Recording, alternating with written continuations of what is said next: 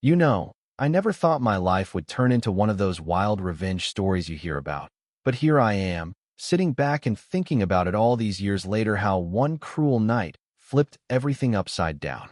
It was back in 2019. Marcus and I had been married for 3 years, trying for kids with no luck. And one evening he just drops it like a bomb. Sophia, you're 32 now, face ittery getting old, and clearly you can't give me a family.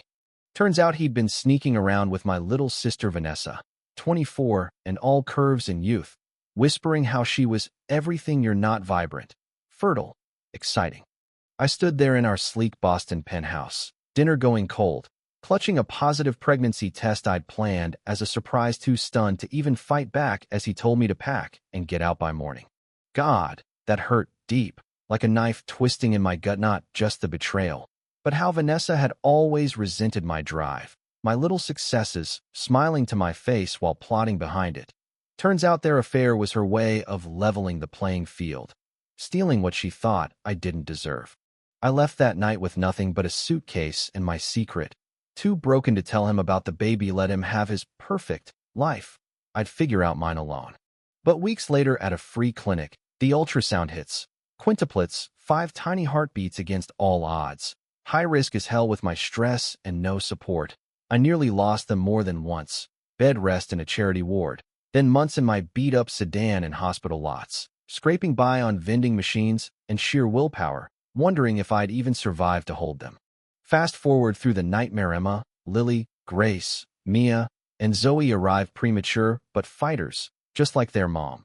I spent endless NICU nights coding a better monitoring app on borrowed laptops, turning my pain into purpose. That's when Harold Jenkins found me collapsed outside a library. This kind old widower who'd built a construction fortune. He took me in, mentored me, invested everything when my software exploded, cutting hospital errors by 40%.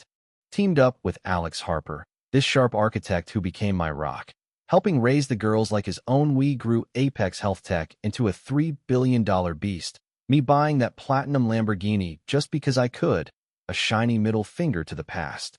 6 years silent.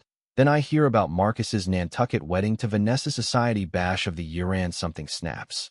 The girls, now 6 and curious about their dad, deserve the truth, so why not make it epic? Picture this. The ceremony's underway, string quartet playing, 300 guests in designer threads. Marcus at the altar looking smug in his tux. Vanessa gliding down in her $60,000 gown like a queen until my lumbo roars up, gleaming under the sun, screeching to a halt feet from them. I step out in a sapphire dress, diamonds flashing, and out tumble my 5 identical angels in green outfits, hazel eyes just like his, staring him down. Hello, Marcus. I say, cool as ice. Meet your daughters born 9 months after you called me barren and tossed me aside. The gasps ripple like thunder, Vanessa shrieking. That's impossible. You said she couldn't have kids. You promised me a family.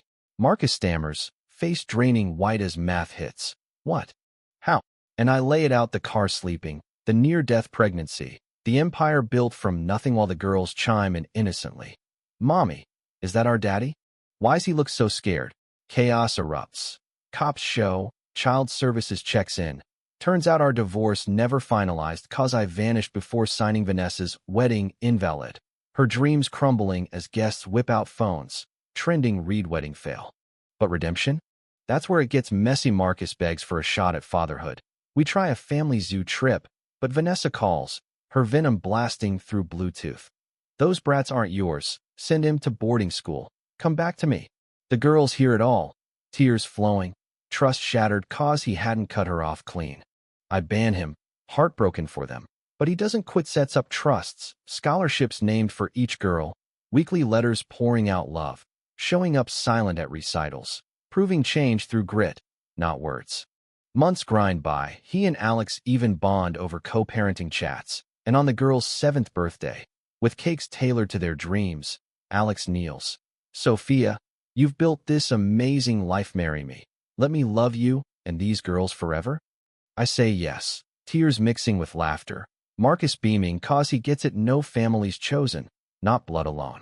Watching the sunset that night, girls building a fairy fort symbolizing our patched-up world. I wonder, did I forgive too easy? Or is second chances what makes us human? Marcus relocated nearby, a devoted dad at last, but man, betrayal scars deep. What do you think, was justice served, or should I have let him rot?